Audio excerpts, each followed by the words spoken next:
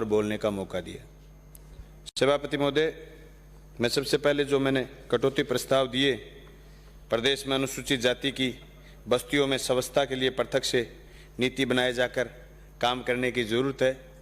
हमने हमारे विधानसभा क्षेत्र के गाँव में जहाँ अनुसूचित जाति के लोग रहते हैं वहाँ बढ़िया गलियाँ नालियाँ बना करके उनको ठीक करने का काम शुरू किया है। और प्रदेश में जो अंबेडकर छात्रावासों में LED कंप्यूटर, फिग प्रिंटर आदि लगाए जाने की आवश्यकता है।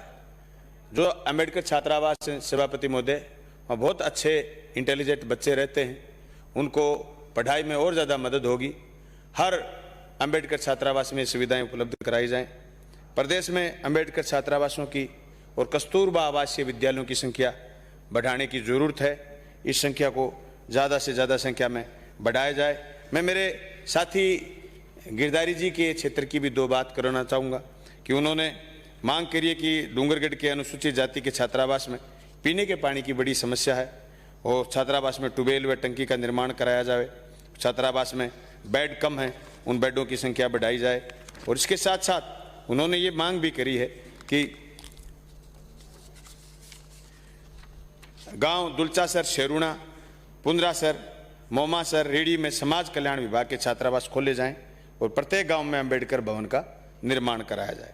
सभापति महोदय, मैं मेरे साथी हनुमानगढ़ जिले से अभी बोल रहे थे और वो बड़ी बढ़िया बात कर रहे थे कि साहब हमें बड़ी तवज्जो दी। मेरे विधानसभा हनुमानगढ़ जिले में एक सीट ऐसी की है जो पीलीबंगा विधानसभा क्षेत्र के नाम से बोलते हैं, रावसर पीलीबंगा।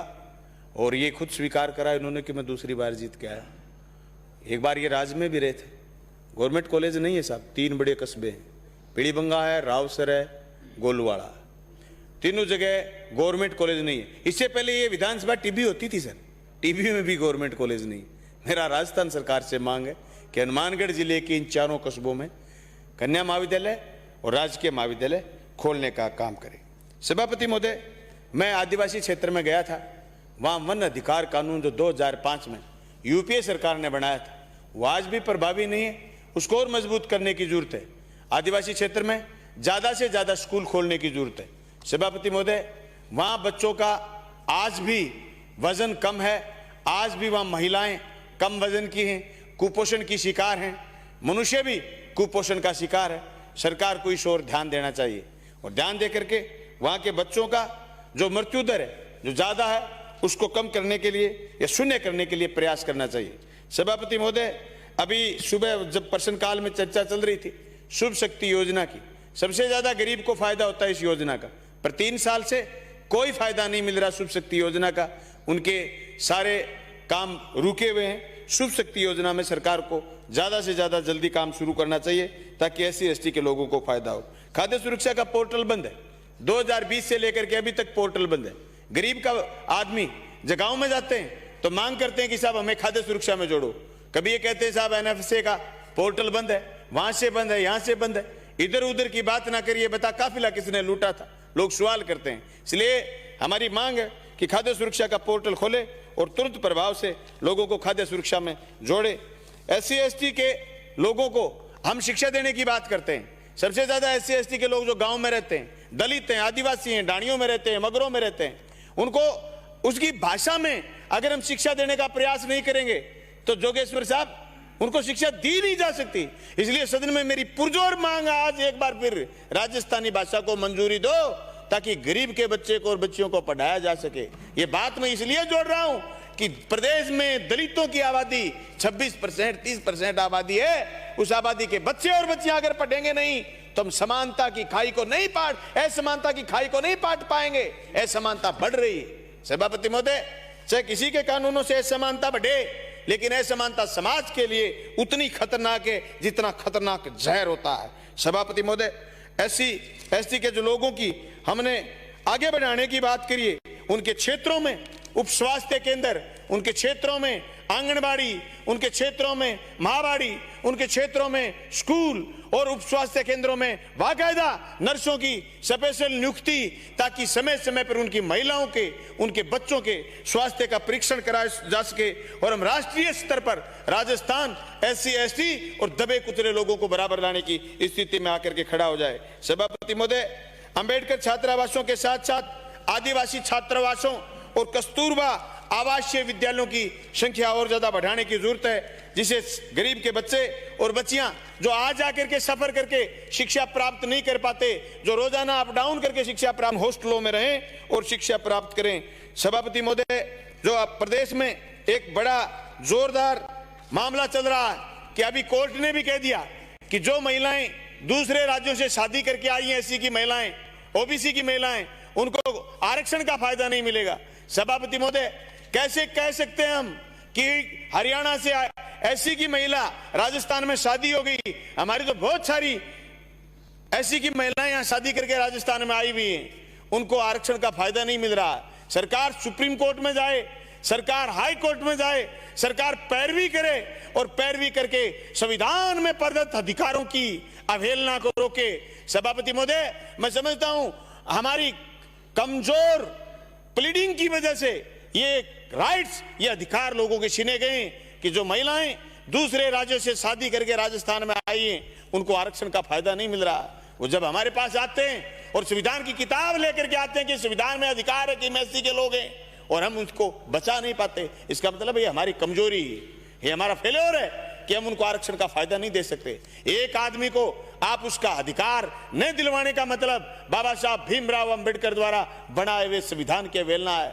हम बाबा साहब भीमराव अंबेडकर की प्रतिमा लगाने की विधानसभा में बात तो करते हैं, लेकिन उनके अधिकारों की, उनके बनाए हुए संविधान की अगर हम रक्षा नहीं कर पाए तो हम बाबा साहब भीमराव अंबेडकर और संविधान बनाने वाली संविधान सभा की हम अवहेलना कर रहे हैं। और हम कतई नहीं चाहते कि आजादी के इतने साल बाद हम दबे कुचले आदमी को बराबर लाकर खड़ा करने की हिम्मत ना कर पाए। सभापति महोदय, जिस सदन में हम जैसे लोग, आप जैसे लोग चुन के आए हुए हों और उन लोगों के सामने आज ये आए कि राजस्थान में एक आईपीएस की शादी है, अखबार में खबर छपती है कि आईपीएस की शादी, घोड़ी से निकली बिनोरी और साथ में पुलिस का जाप्ता, इससे बड़ी शर्म की बात कुछ नहीं हो सकती। एक सभ्य समाज के लिए जाति विशेष के लोगों को उनके सामाजिक अनुष्ठान नहीं करने दें, इससे बुरी बात कुछ नहीं हो सकती। मैं उन लोगों से कहना चाहता हूं जो ऐसी कुंद मानसिकता रखते हैं, हमारे बच्चे, हमारे इलाके में जातिवाद नहीं है सभापति महोदय, जहां नहरी पानी क्षेत्र है वहां जातिवाद नहीं है, वहां के बच्चे राजस्थान के दूसरे हिस्से में नौकरी करने के लिए जाते हैं। शेड्यूल कास्ट के लड़के, अल्पसंख्यकों के लड़के जब दूसरे साइड में, राजस्थान के दूसरे साइड में जाते हैं नौकरी करने के लिए, और वो अनुभव बताते हैं कि आज भी इतना जोरदार जातिवाद है कि हमें मटके के पानी हाथ नहीं लगाने देते। आज भी वो कह रहे हैं कि ऐसा अनुभव उनका कि पोषाहार में हमारे को यह कहा जाता है कि तुम्हारी पोषाहार में ड्यूटी नहीं लग सकती। पोषाहार में तुम्हारी ड्यूटी कैसे लग जाएगी? तुम अनुसूचित जाति और अनुसूचित जनजाति के लोग। इससे बड़ी विडंबना कुछ नहीं हो सकती। इतना जोरदार बजट पेश करें, हम संविधान के पालना की बात करें, हम हमारे अधिकारों की बात करें, और आज भी हमारा अगर समाज ऐसे समाज को दिशा देने की जरूरत है। सभापति महोदय, आज मैं ये चाहता हूं कि राजस्थान के, हालांकि सदन बता रहा कि हम कितने गंभीर हैं, सदन बता रहा रोजाना कितने लोग होते हैं सभापति के पास भाग भाग के कहते हैं हमें बुलाओ, मुझे बोलना है। कम है, ये हमारी कमजोरी है, हमारे भीतर की कमजोरी है। हम आत्मा से नहीं चाहते, बराबरी का दर्जा नहीं देना चाहते हम इंसान को। इस कमजोरी को पाटना होगा। सभापति महोदय, बाबा साहब भीमराव अंबेडकर के बनाए संविधान के अनुसार सन 2018 में जब सरकार ने ऐलान करा कि एससी एसटी के कानून को तोड़ेंगे, पूरे हिंदुस्तान में आंदोलन हुआ। 2 अप्रैल 2018 राजस्थान में भी आंदोलन हुआ। सभापति महोदय, राजस्थान में आंदोलन हुआ और आंदोलन में मुकदमे दर्ज हुए। उन मुकदमों में आज गिरफ्तारियां चल रही हैं। मैं कहना चाहता हूं राजस्थान की सरकार से कि तुरंत गिरफ्तारी रोकें और उस समय के दर्ज मुकदमे सरकार वापस ले। एक दर्ज मुकदमे सारों की रिपोर्ट बनाए वापस ले।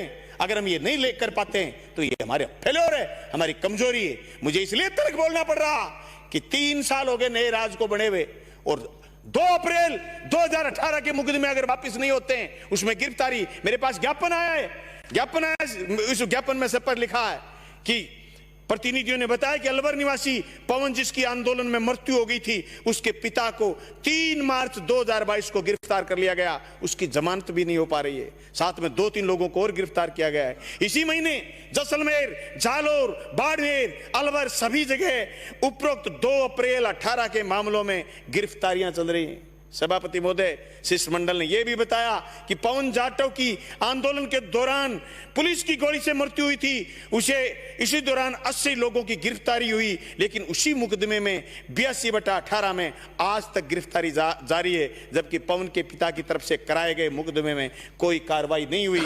उसके पिता जल्लाराम को जेल में डाल दिया गया, जमानत नहीं हो पा रही है। सभापति महोदय, मेरी आपसे इल्तिजा है कि 2018 में कौन लोग राज में थे, उन पर आंगुली उठा ली होगी उस समय, और फिर दूसरे लोग राज में भी आ गए। राज में आने के बाद बदलाव क्या किया? ये सवाल है, ये ज्वलंत सवाल है, और मेरी आसन से मांग है ये कि आप राजस्थान सरकार को पाबंद करें कि तुरंत ये मुकदमों में गिरफ्तारियां रोकें और इन मुकदमों को वापस लेने का काम करें। सभापति महोदय, मैं लास्ट में मेरी बात कहना चाहूंगा। राजस्थान के उस आदिवासी इलाके में जहां वन अधिकार कानून लागू नहीं कर पाए मजबूती से, 2005 में कानून हुआ। आज आदिवासियों के हाथ से जमीनें जा रही हैं, आज दलित के हाथ से जमीनें जा रही हैं। हम सदन में तो मांग ये कर रहे हैं कि जो भूमिहीन दलित है उसको जमीन दी जाए, लेकिन जो जमीन पर जिस पर उसका कब्जा है वो उसके हाथ से जा रही है। इसकी रक्षा कौन करेगा?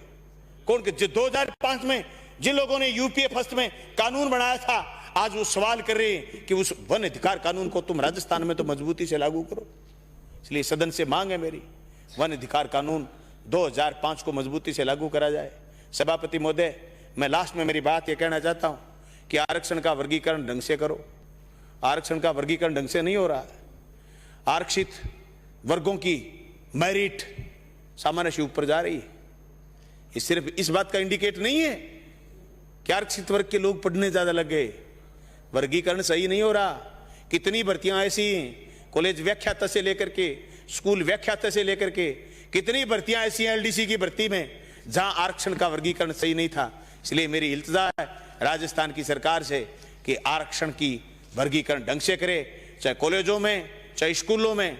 आज जो निजीकरण बढ़ रहा, इस निजीकरण का सबसे ज्यादा नुकसान आरक्षित वर्ग को होगा। इसलिए सरकार सरकारीकरण की पटरी को मजबूत करे और इस देश में बाबा साहब भीमराव अंबेडकर द्वारा बनाए हुए कानून को मजबूत करे और राजस्थान की विधानसभा में बाबा साहब भीमराव अंबेडकर की प्रतिमा लगाई। जय हिंद, जय भारत।